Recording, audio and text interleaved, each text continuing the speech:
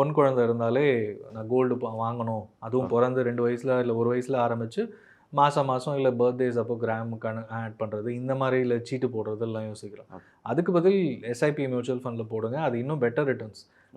பொண்ணு ஆசைப்பட்டு கல்யாணத்தப்போவோ இல்லை எப்போல்லாம் கேட்குறாங்களோ அப்போ வந்து நீங்கள் இன்னும் நிறையவே கோல்டு வாங்கி கொடுக்கலாம். ஏன்னா ரிட்டர்ன்ஸ் வைஸ் நல்லது இன்வெஸ்ட்மெண்ட் ஆங்கிள்.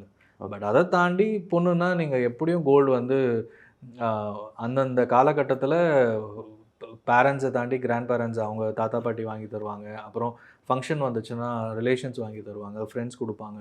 இதெல்லாம் வந்து சாதாரணமாக எப்போவுமே சேர்றது. ஸோ அந்த கோல்ஸே வந்து உங்களுக்கு எவ்வளோ போர்ஷன் இருக்குது.